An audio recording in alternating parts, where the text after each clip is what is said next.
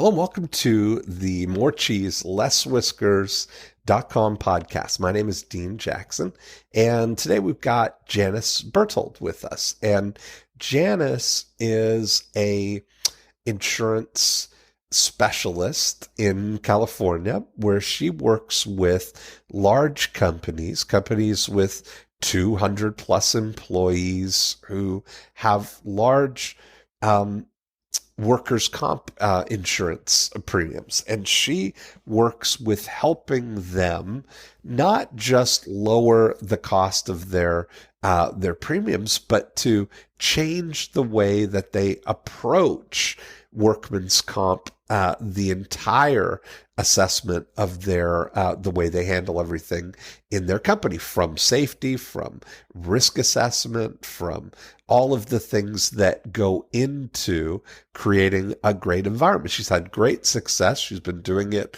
for a long time. She has this year a 100% close rate on the people that she talks with. And as you'll hear, you just get a sense that she really knows her stuff. She knows how to help people, and she gets amazing results. So that really is a helpful thing when you're getting started on marketing that. If you can pick up in the during unit and know with 100% confidence that you're able to get an outstanding result for somebody, that really gives you the confidence to turn up the volume in the before unit. So we talked about some ways to kind of amplify what she's doing in her before unit, take it from kind of a one-to-one kind of approach, going out to people individually and calling to make contact with them, or making contact on LinkedIn, to a strategy where we could pick a pool of 1,000 of her ideal CFOs and create a marketing campaign to get the ones that are in the market to raise their hand. So I think you're going to enjoy this discussion, and I will see you on the other side. Janice. Hi, Dean. Jan Berthold here. How are you? Good. Thank you. I'm really excited about this. I just left a 5-star rating on your podcast on iTunes. Oh, perfect. I love it. Thank you. Yeah. Well, I'm excited to get to spend the whole hour here just hatching some evil schemes for you. So tell me about what our objective is here and what you're kind of working on right now. I know you're doing some things that are already working and things that we can kind of expand on. So why don't you just tell me the whole story, and we'll get going. Okay. So my focus is mostly on the before part. I would rate my during part and my after part as a 10. I saw that, yeah. Yeah. So what I do is I use no-cost risk assessments to find out what's driving companies' workers' comp costs, and then I implement a plan to drive down their claims. I've been doing it for 25 years, and I just love what I do. I feel like I really make a difference. I have a 100% closing ratio this year. So every single one that I do this assessment with becomes a client. Oh, congratulations. Yeah, so it's working. I guess what I'd like to do is just get more qualified people to talk with. And it's hard because I focus on companies that are paying $300,000 to $2 million a year in workers' comp premium. So that's pretty high. It's not going to be every company. I also focus on working with CFOs and HR people, and they are crazy busy. They're getting calls all the time from brokers saying, I can save you money on your premium. The other brokers are mostly looking at it from a commoditized standpoint about saving money. And so getting my message out there, and differentiating myself is the real key. So tell me about how you are different. I'm not entirely certain how the whole situation works. So I think it would be helpful to kind of explain to me what the context of all of it is. Okay. So Okay. most brokers call companies 90 to 120 days before they renew and say, I can save you money on your premium. Mm-hmm. But I had an experience that was a little bit different. So I met with a CFO once, and I was really excited because I had an insurance market that nobody else had, and I kind of blabbered on blah, blah, blah about how I could save him money. And he stopped me short. He said, insurance is a pain in the blankety blank. But if we don't get our experience mod down for workers' comp, in California, they have a way to rank companies, and they pay according to this ranking. He had 137% experience mod, so it's all public information. I knew it when I met with him. And he was paying 37% more than the average company in California. He was paying almost 3 times what he could be paying if he could get to the lowest experience mod. So he said, insurance is a pain in the blankety blank, but if somebody doesn't help me get my experience mod down, I'm not even going to be in business. So it was kind of an aha moment for me. I didn't get the business, but I went away. I became certified as a professional workers' comp advisor, went back to him a few months later, and took all these things that I learned in this course and did a risk assessment, and then came back to him with an implementation plan that included an on-site triage service that eliminated 85% of his claims, a complete return to work program, helped him with safety meetings, checklists, audits, trained the trainer, and basically changed the whole culture of the company. Yeah. His experience mod went from 137% down to like 77%. He was paying over $1 million in premium. Yeah. We renewed it at $724,000 because it takes like 3 years to make this impact. And this year, his premium went from $1 million to $335,000, and we put him in a captive program where he's not paying the insurance company anymore. He's just paying himself, and his company is so much safer. His employees are happier. Yeah. So that's what I do, and I only do maybe 6 to 10 of these a year because they take like 20 to 30 hours to do it, and I do one-on-one interviews with all the key employees of the company. I do the CEO last because I usually share very valuable information with him on the strengths of the company, the things that people are excited about, and the things that they're worried about. So it's really valuable, and I end up building relationships with people at all levels of the company. So if someone leaves, there's other people there that I know, and so I typically have like 100% retention ratio too. Yeah. Well, that's very exciting, and you sound very passionate about it, which is awesome. It reminds me, Jan, of a gentleman that we did a book with in Toronto. He did OSHA compliance and safety stuff, and I had a conversation with him, and he was, equally passionate about workplace safety, and it's very much, like you said, commoditized. Where people look at that kind of stuff as just a requirement. They're going to do what they need to do to be in compliance, and but I asked him. I said, what would be a dream come true? Like, what is it that you can do for people if they would just get out of the way, and let you do your thing?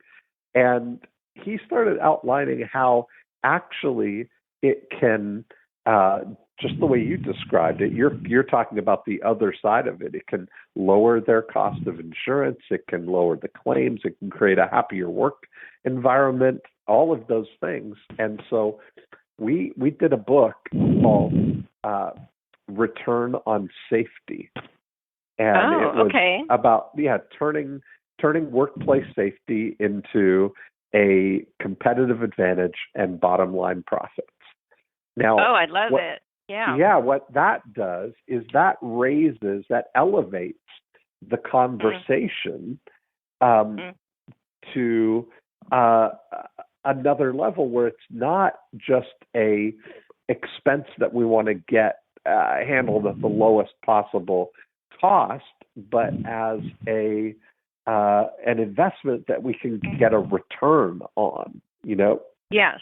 and measurable. Like you're talking about, taking somebody from $1 million a year in premiums to $335,000 a year is a pretty major thing. It's a pretty big return on the investment of spending time with you. So,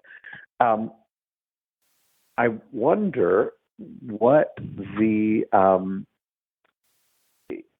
taking that kind of approach, like if they knew or thought about things the way that you think about things, what would be the sort of the title of the book that your ideal prospect would definitely want to read, that they would want to own? Well, it's basically what you just said, this return on safety. I love this, turning the workplace safety into a competitive advantage. And what was the last part? And bottom line profits. Yeah. I mean, that's very similar to what I'm doing. I'll have to get a copy of his book, and maybe I just give him his book, although I have been thinking about doing a 90-minute book. But that's what we did with him. Right. Mm-hmm. Yeah, that's what we did. What I'm thinking. So has that been helpful for him? Well, what ended up happening for him is that he's had to hire more people to expand, and he's booked up like way in advance because now he's being invited to speak at different industry events, and people are coming up to him saying, when can you install this in our business? Like now they're looking at it as something different than the commodity of getting their OSHA compliance handled, Yeah. And so it makes a big difference. I think if you, that's why I brought it up. It sounds like really if you're focused on something that is attractive at the CFO level, typically who's handling compliance stuff would be at the HR level or, something that just getting the compliance of it. But when you're talking about something that can, affect the P&L, that's where you want to be, kind of thing. That's different than being positioned as a commodity. Yes, right. So tell me about your assessment and how do you get that in front of people right now? Okay, so you mean what's my marketing approach now? What's working right now? Okay, so I've been focused a lot on LinkedIn. So what I do is I find prospects on LinkedIn using search criteria for which industries I know are paying a lot for workers' comp, and I'm trying to stay in the Bay Area because I don't like to travel too much. Sure. And companies that have a size like 200 to 2,000 employees, and all of that is you're able to do on LinkedIn. And then I have a company that uses employees in the Philippines that send out a personal invitation on LinkedIn, inviting them to connect. And they can only send 50 a day. And of those 50, there's maybe 7 to 10 new connections that I get. Some of them are good connections and some aren't. So when we get a connection, then we send a 9-word email. Nice to connect with you. Are you looking for ways to improve your workers' comp or benefits programs? And then if they reply back, I would ask, how many employees you have. But in the meantime, we're also checking because we can find out what their experience mod is. We can see how much roughly that they're paying, what kind of industry they have, where they're located. But quite frankly, I'm really not getting that great of a response on this. I have almost 5,000 connections on LinkedIn, and most of my really good prospects are coming from referrals or people I already know, like clients or, So another great thing about LinkedIn is you can go into a company that you want to target and you can see who that knows the CFO there or the HR person there, and then get an introduction. So I can go to my person that's my client, say, look, I was looking at approaching so-and-so. I see you're connected with them. Is it okay if I mention that we work together? And they always say, sure. And then I can send an email out and, ask to connect with them or just ask to talk with them. So that's probably where most of my business comes, but I'm kind of in a lull right now. I usually try to have 4 to 5 companies that I'm working on, and right now I have maybe 2. So, maybe I'm overreacting. Maybe it's just a slow time. But push the panic button. Yeah. I'm having a really good year, but I really enjoy doing this, and I'd like to help more people, especially nonprofits, because the other thing is I have a donor fund where I can actually pay extra money to help them bring in someone like your person that wrote the OSHA book. And he can actually do a lot of the work, like be their boots on the ground safety person. And I can actually pay for that because I have this fund that I have to donate anyway. So I might as well be donating it in a place where it's really going to make a big difference and help me as well. So tell me a bit about that, because that would be the target audience of nonprofits. Is that what you're talking about? Large nonprofits are a great target for me. And a lot of my new business comes from them because they don't have a lot of resources. They can't afford to have a safety person. And a lot of their people have big hearts. They're doing it because they love the mission of the organization, but they aren't always the best business people. So I can really come in there and really help them. And they're so grateful, and you can feel so good about what you're doing at the same time. Yeah. So how would that look if you were to identify those people? Let's kind of look at how we could focus on that. How many of those would there be if we were looking at narrowing your target audience to nonprofits? How many potential candidates would there be for you? Well, there's probably only about, I'd say 30 to 50, because our company is the largest writer of nonprofits already. So we, I can't work with people that we're already working with. And the other thing is not all of them are big enough. So, because this is a really high-end exercise. Like I said, it takes 20 to 40 hours for me to do this. So it has to be a company that's paying $300,000 or more in premium. So there's probably maybe 20, 25 that I'm targeting right now. Maybe there's more out there.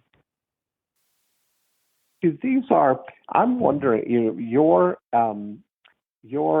audience size are you really know who these people are, That's really kind of an advantage. Yes. But you can also afford then to take a longer approach with this. I do. Yeah. Is there a life cycle of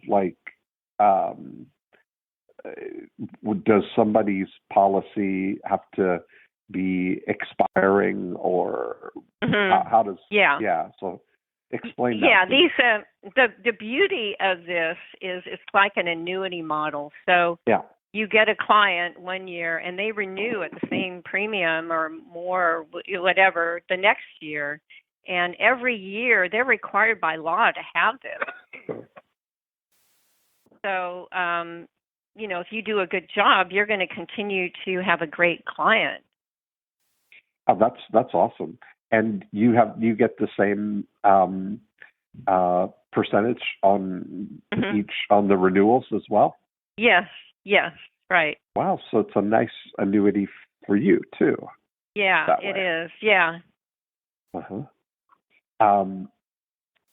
So when you look at it right now, walk me through your LinkedIn approach right now of how that works. If you send the invitation to somebody and then they connect, and then your 9-word email is right into asking them if they're interested in ways to save on their workman's comp.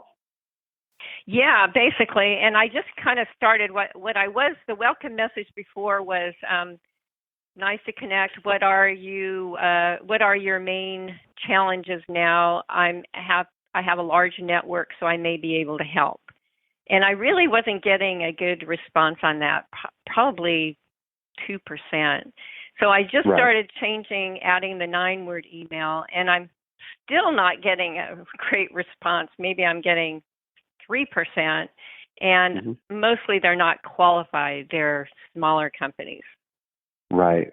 So the only thing that really seems to work is calling people, and I hate to call people because you're always interrupting them, and it just seems so, I don't know, it just seems like it's such a professional thing that I'm doing, but quite frankly, calling is the only thing that works. I think unless there's some way, which that's what I always want to approach, is how to get them to call you. That's really the bigger thing. And often that's really about taking a leadership position, right? Where somewhere between what, saying, what are your biggest challenges, if there's anything, you're like expecting them to take the initiative and kind of tell you what they need so that you can be responsive, right? You can sort of jump into action there. But where it really, the difference is if there's something where you could really kind of anticipate what they might want and offer them something that would get them, down the road kind of thing, that would be interesting to them. Whereas when you're saying, are you looking to save money on your workman's comp, is kind of like, it sounds like a loaded kind of question in a way, right? Where the implication is, I'm going to now be talking to a salesperson who's going to pitch me on a lower price for insurance or whatever. You know what I mean? That's that. Yeah. Well, actually, what I'm saying is, are you looking for ways to improve your workers' comp or benefits programs? Okay.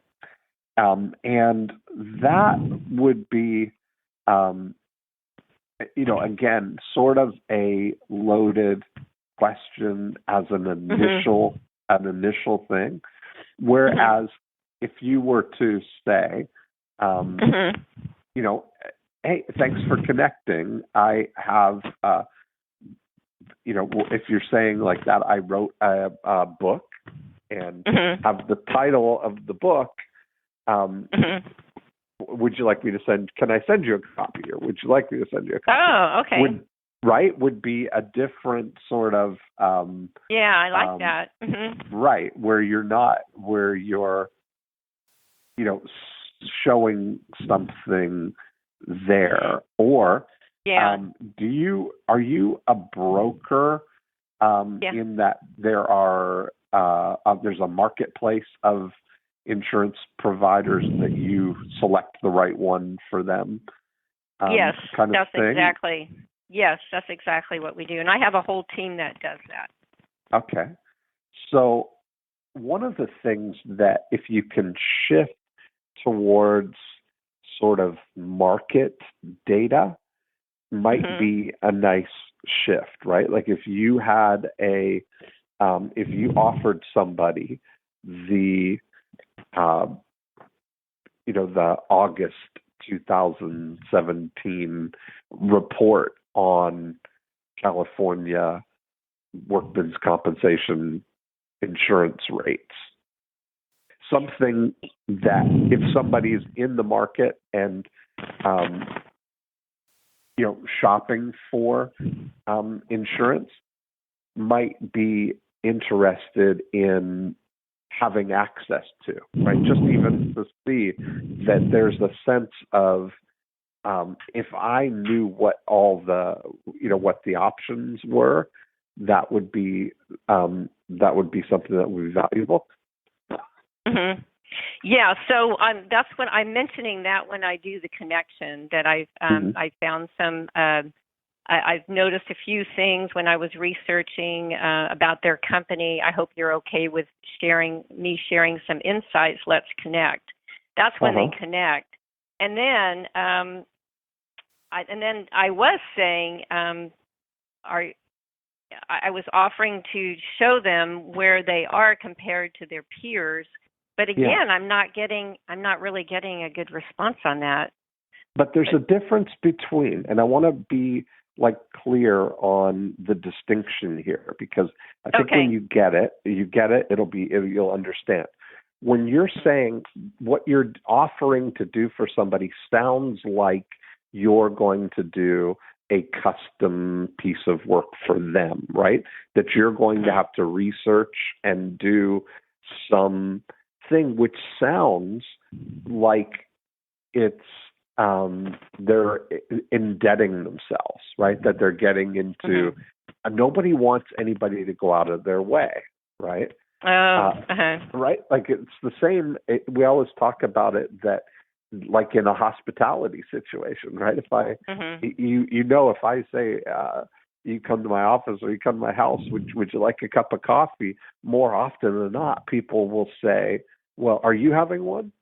Because if you're boiling the kettle, I'll have one, but don't do anything special for me, right? Because we don't want people to go out of their way for us. But if you're the thing about this market data, like giving them access to something that you've already done, that would be valuable for them to voyeur in on. That would be perhaps an advantage for them. And we've used this in lots of different ways. So we use it for our real estate agents all the time, right? We'll offer the free August 2017 report on Winter Haven lakefront house prices, which if you own a lakefront house, that sounds like I would love to have that information. We've used it for we've used it with financial advisors offering the August 2017 report on UK annuity yield, which sounds like if I'm making a decision and there's a marketplace for things, for me to be able to look at and see objectively, not subjectively, objectively, what is out there, that's going to be valuable for me, right? That's going to be, I trust that. It doesn't sound like there's any possibility to stack the deck subjectively on things for me, Right. And so it sounds like there's less obligation to that too, right? It sounds like you've already done it, and then they would like that they'd like access to that information. Right. Okay. So you're saying it's something that I already have. So it doesn't sound like I'm trying to stack the deck. They can look at it objectively. So which do you think would be better, a book or the market data? I think both, because the market data would be something that you could offer. Like, so if you take, let's just say, for putting aside the nonprofit right now, go into the regular marketplace, because it seems like there are more of those companies that are there's a bigger market for them for you. That if you could identify, say, 100 of these companies, or how many would there be in the Bay Area that would meet your criteria of 200 to 300 employees and 300,000 in premiums? That's a good question. I would say there's probably over 1,000. Yeah. So if we look at this, and this is where it's like so valuable for you, right? There's 1,000 people. The way you talk about these things is at a CFO level, right? That's the conversation you are having. It's not an HR thing. You're going right to the CFO level. That if you had this list of 1,000 CFOs and you were to mail that a postcard offering that seems like the official thing, right? I said California, but is that the marketplace? Like, would it be, how would you title that report? What would be the most relevant? Like, if you offered the August 2017 report on California workman's comp insurance premiums? Yeah, I don't think that's going to be as compelling for them as a book or. Well, it might offering. Be. What would it be? What would it be? Let's just get the facts right here first, and I'll tell you how the book can work into this. But okay. What would be the right language if we were going to call it something? So we've got the August 2017 report on California workers. Well, we could.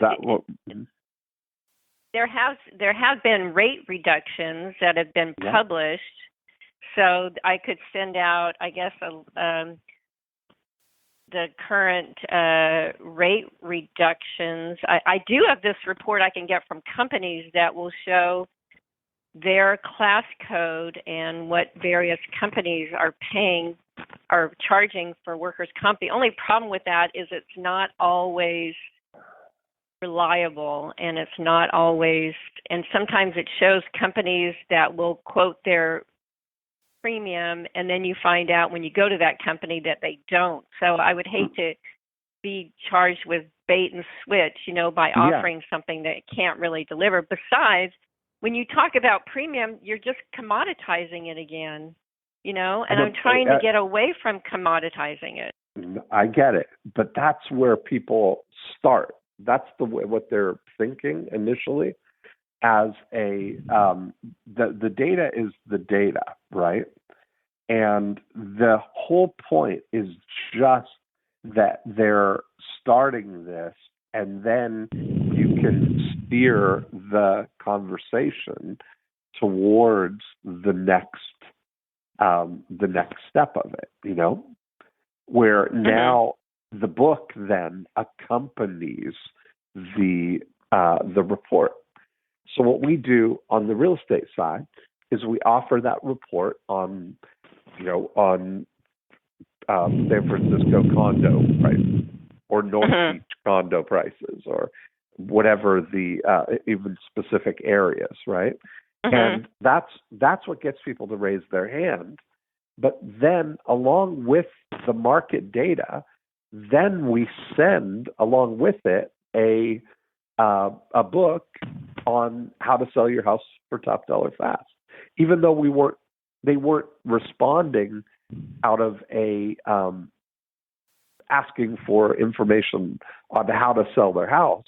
They were responding in a way that indicated to us that they're likely to be somebody who is looking to sell their house in the next 12 months, right? Mm-hmm. Excuse me. And so in the same way, what we're looking is out of those 1,000 people to identify the people who are in the process of shopping their insurance premiums, right? Mm-hmm. Or researching their options. Mm-hmm. And that opening is the place where now we have a chance to start a dialogue. Meet them where mm-hmm. they are right now, mm-hmm. and then it broadens the conversation, right? Because it's not, you're able to show them, listen, it's not just about the premiums. It's not just about that. The rates, mm-hmm. here's a different way to think about it. And then whenever you're ready, here are 3 ways that we can help you, where you've got whatever the next steps are. And if you've got your risk assessment situation as one of those ways, that's something that people can kind of move forward on, Mm-hmm. So you're saying to identify the companies, mail a postcard offering some kind of a report on workers' comp rates, and then and then what do they do? Do they email based on the postcard? Do they call you, or they have to do something, right? They would go to a landing page where you would have a place for them to put their name and their email address and their mailing address, and that way they're identifying themselves, right? That way mm-hmm. they are requesting this, or they could call a free recorded message and leave their name and address to get it by mail or get it by email. And that, now you've got, out of the 1,000, you've got the opportunity to then start a dialogue with the people who ask for it. And this is received really well in corporate environments, because we had a situation where a company that was doing mainframe outsourcing for Fortune mm-hmm. 1000 level companies was looking for a way to start those conversations. And we did the report, we did the quarterly report, the first quarter 2017 report on mainframe outsource prices. So it's like it is just a conversation starter. It's like mm-hmm. just getting people to raise their hand. It's like, mm-hmm. that anybody who asks for that is in the market for. And, it's no different than you're asking somebody the question, are you looking for ways to lower your costs, or however you phrased it in your 9-word email? And this is just a way of getting them to raise their hand that is what they're interested in, right? Because who would want that information? Somebody who wants to make sure they're to check their rate, because they know what they're paying. They want to check mm-hmm. it against what the market is, just to make sure that they're in line, mm-hmm. to see if there's a big discrepancy there. And that they're either they may be second guessing, or they may be actively shopping. Mhm. Like if you look at it, how at any given time, how many of those 1,000 CFOs have on their to-do list right now, look into our workman's comp? Yeah, unfortunately, most of them are just staying with their current program because right now Right. the rates are in a free fall. Yeah. So their rates are going down. So there is Uh-huh. no urgency to really look. Right. Unless for some reason they're unhappy with their current broker. Most of them are just happy with the status quo, and they've got so many other things on their plate that Yeah. are more important than this that Uh-huh. they're just not really interested in working on this because their rates are going down anyway. Even if they stay with a broker that's not doing anything, even if they're having claims, it still is not impacting them as much as other things on their plate. Uh-huh. So how many out of 1,000 would you say? I mean, just a few. Would be interested out of 1,000? Yeah. I mean, just thinking about how many are going to, I mean, how often do people make that change? Well, they make it once a year. Yeah, And so it's happening. I mean, at any point, you look yes. at Geico, for instance, has just their whole thing is that you could save, 15% on your car insurance. That's the message that they get constantly in front of people because they know that at any given time there are people whose car insurance is coming up, right? And so you look at it that for a certain degree, a certain amount of people, and this is just one of several approaches that you could take with these same 1,000 people. Like I like the idea of you've got such a high ticket item, like it's very valuable for you when you get a new client. That it's worth, when you think about it, to spend, $750 or $800 on mailing 1,000 postcards every month to those 1,000 people is a no-brainer because it's just, it might cost you $5,000 or $6,000 to do that for the entire year, because those 1,000 people are the 1,000 people who are going to be making that decision. Some of them are making it, and so I look at this as a being in the right place at the right time sort of opportunity, that for some of them, they were just talking about this. And this is going to make it easy for them to at least get their ducks in a row. Like if they are making that decision, CFOs are very fact-driven people, right? Yes. Data. And so having that knowledge, knowing that if they've got access to all the facts, that's going to help them guide and make the right decision. And facts are different than opinions, right?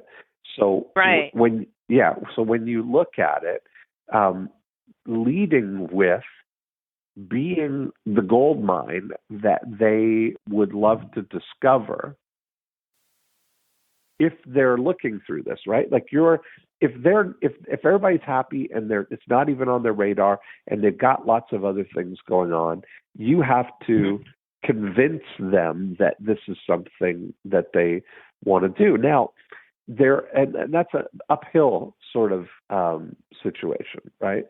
But when we look at it, that there are a certain number of people who they are looking for ways to save money on their things. Yes. They are considering switching brokers or insurance providers. they are going to have to research the market and find these things. Mm-hmm. This would be a very valuable piece of information for them. Mm-hmm. So And where do you get up the at just the right time? Where would I get this list? Well, how would you know that there were 1,000 of them? I mean, I'm just guessing. I'm just guessing. Yeah, I don't really. So all the ones that I have are people that I've identified. Yeah. That would be in that target range that I know someone who can introduce me. Yeah. And so I've just been going one by one trying to get those introductions, and that's what seems to work the best. I've not tried any kind of a mass marketing type of thing. Yeah. Before. No, we can get you a list of the CFOs at this level of company. That's all easy information.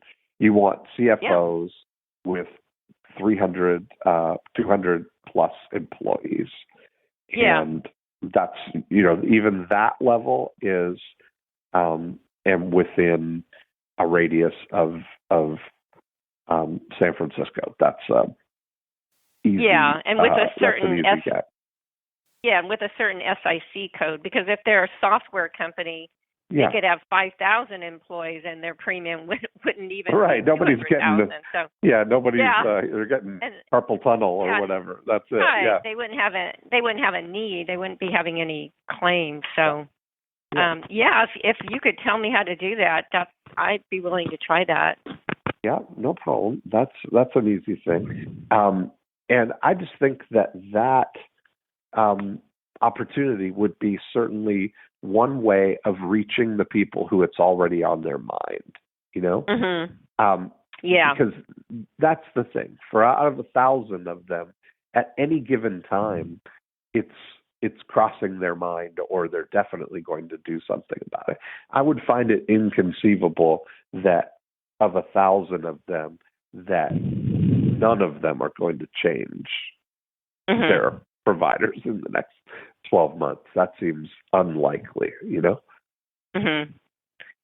So you would send this postcard once a month, every month, just so it's That's repeating. That's what I would look to, is if you could do that where you're doing that. And I would even look at being, look for other opportunities to do that too. If you could do some ads on LinkedIn, or do some ads in CFO, Northern California CFO magazine or whatever. There are other publications that you can get in front of like that, but to have that kind of info. But then, part of the thing that gets you to Profit Activator 2, right? Where they raise their hand. Now, as soon as they raise their hand, now they're in Profit Activator 3, where we need to educate and motivate them and make an offer in Profit Activator 4 that gets them into your During unit. And it sounds like your assessment is one of those things that would be a next step. Yeah, it's kind of a no-brainer. I mean, it doesn't cost them anything. It takes very little of their time. It's kind of the Cyrus McCormick. If I don't get results, they don't have to change brokers. They don't have to pay anything. They don't, they can end up looking like a hero with very little downside. Right. And by the time I go through this whole process, 20, 30 hours, I've done one-on-one interviews with their key executives. I come back with this whole analysis in a beautiful bound black book. I've done 100 times more than their current broker has done. And when I do the claims analysis, the current broker usually ends up looking like a doofus because he hasn't followed up on their open claims to help close them out, hasn't done anything with their safety. Because brokers, when you think about it, their incentive is to keep the premium high because their commission is based on the premium. Right. So they have no incentive to reduce the premium. Right. Their incentive is to keep the premium as high as possible. Yeah. Very interesting, right? And so knowing that, this being starting with the data is, I just see now that that's even more valuable.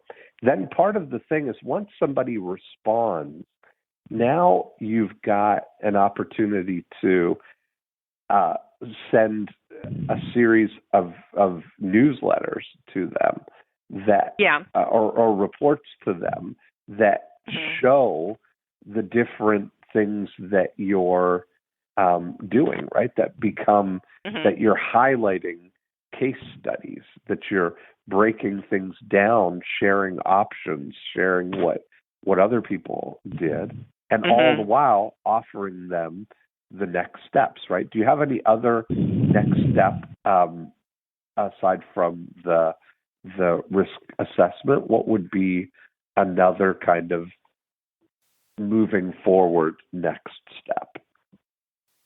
Well, I have newsletters, I have testimonials, I have case studies. Yeah, well, those are all things that you can use to educate and motivate people. But what would be opportunities for them to raise their hand and say, "Oh, I'd like that"? Like when we do it on the. Go ahead. Go ahead.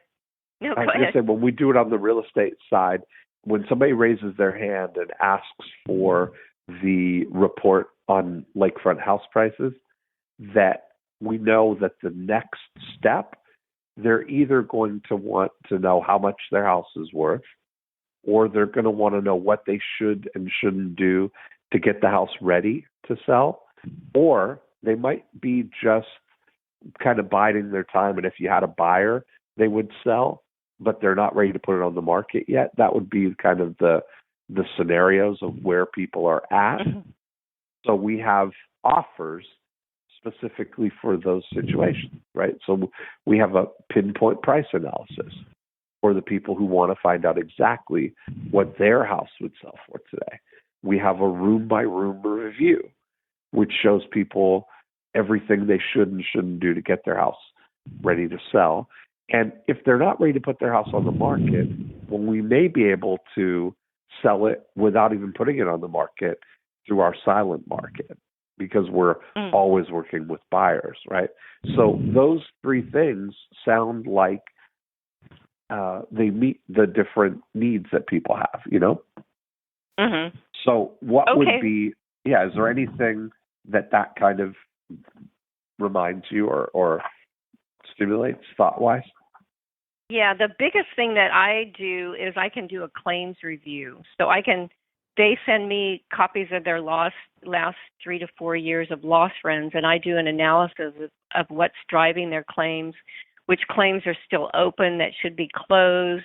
If it slips and trips, cuts, I analyze all that, come back to them with a report, and that usually seals the deal right there, because they see that the current broker has not been following up on their claims. There's a claim that's been on their loss run for 3 years, or I had one the other day that was a $85,000 claim, and it cost that company over $100,000 over 3 years. That claim did not move.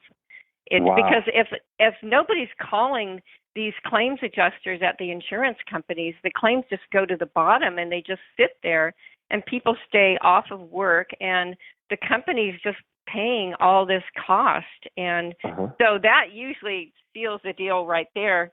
And the other thing I do is I give them a report that shows them what they're paying now and what they could be paying with the lowest mod and what the average company would be paying. I love it. So that's great. So there's your three things right there: a claims review, a risk assessment, and a whatever we would call that report. We call it the Mod Master. Mod Master report. that is a very, very well-rounded set of next steps for somebody.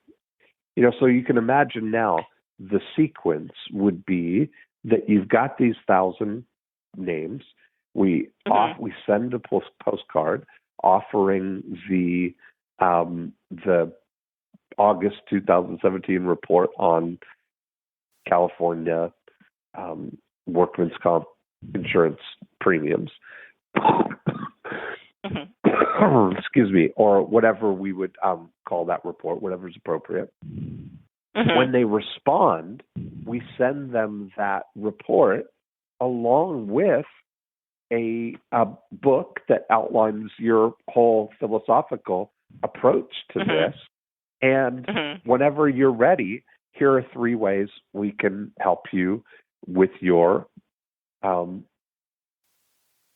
with wherever you're at.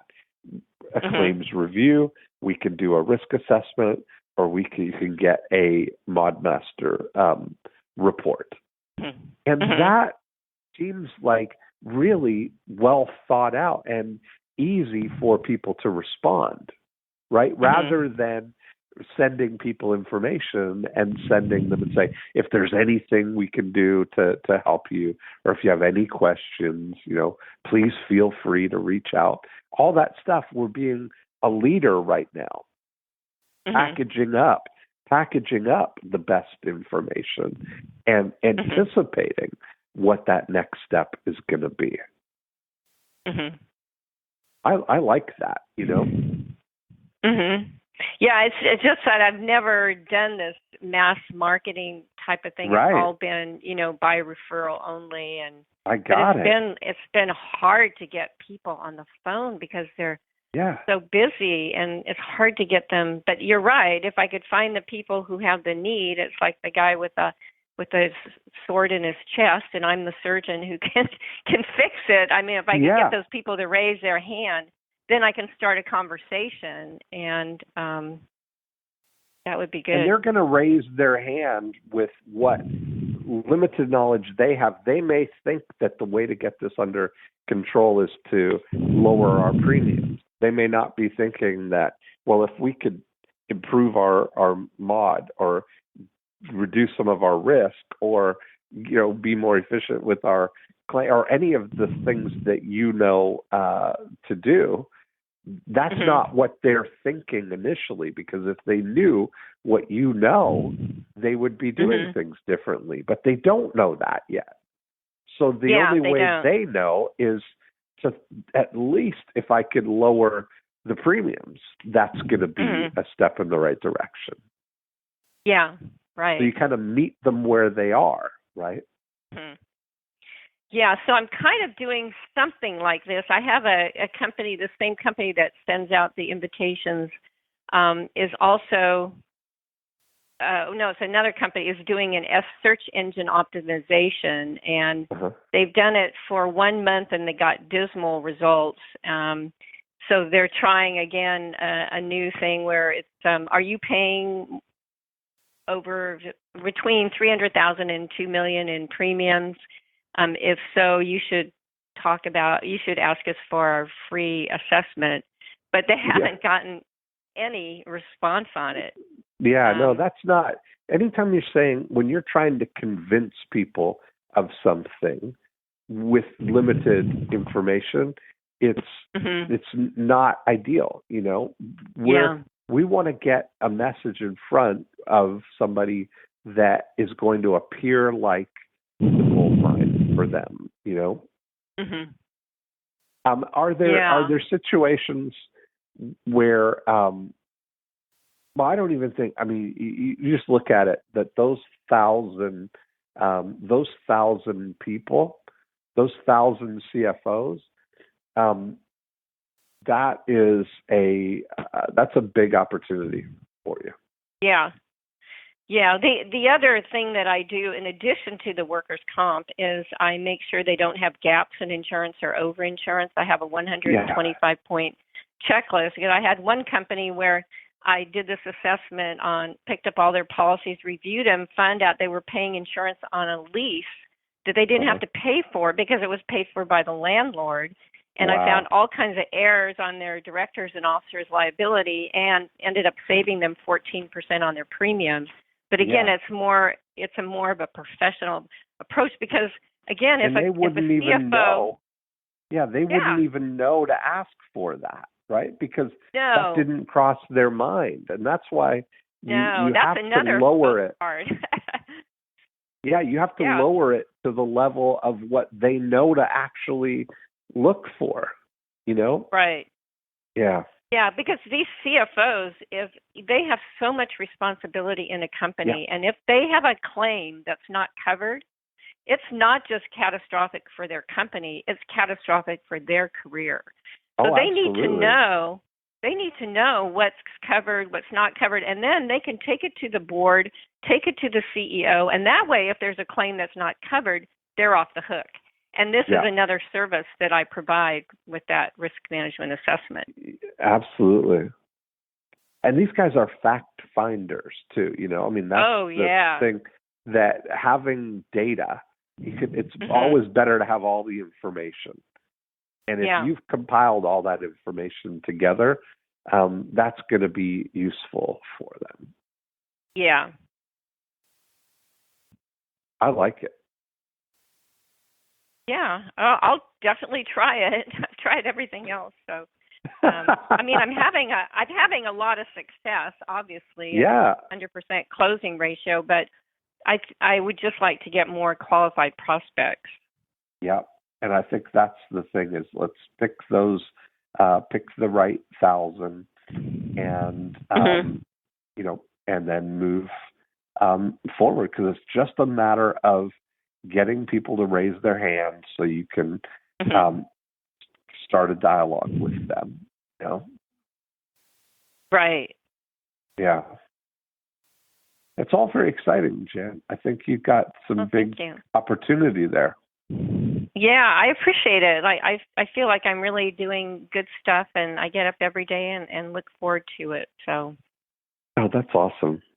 Well, will you keep me posted here? I mean, when you put your thought to this and get the report together, we can talk about that on Email Mastery on one of our calls there. That would be great. Okay, that'd be good. And then because this we can start figure out the dialogue to it. You know. Right. Yeah. And then where do I get the 1,000 names of the people? Oh, I'll tell you what. So let's. I'll connect with you then, and I can help point you in the right direction for that. Okay, that sounds great. And then I will definitely look at the book. So I'm going to do that too. Awesome. Perfect. Yeah. Well, thank you very much. That was very helpful, Dean. I really appreciate it. Fun. That went by so fast, didn't it? I know it did. It was great. Very helpful. Awesome. Well, thanks for being part of it. Thanks, Jen. Thank you, and have a great weekend. Okay, you too. Bye-bye. And there we have it. I really got a lot out of that conversation. I think a couple of my takeaways is, you know, when she's crystal clear on who the target audience is with the CFOs, by being able to identify 1,000 of these people and being able to send a simple postcard offering market data that can start the conversation. Now we're in a dialogue with somebody. And that's really that separation of Profit Activator 2, compelling people to raise their hand, and Profit Activator 3, where we're educating and motivating people. We don't want to start educating and motivating everybody until we're in a conversation with somebody who could be our ideal prospect. So I'll keep you posted. I think this is going to work out to be one of the great success stories that we have. So I'll look forward to sharing Jan's results with you here. And if you'd like to continue the conversation here, you can go to morecheeselesswhiskers.com and you can download a copy of the More Cheese, Less Whiskers book. And if you'd like to see how the 8 profit activators are really applying to your business, either helping to grow your business or slow your business, I encourage you to try our Profit Activator Scorecard, where you can get a sense of where the opportunities are in your business. And you can get that at profitactivatorscore.com. That's it for this week, and I will talk to you next time.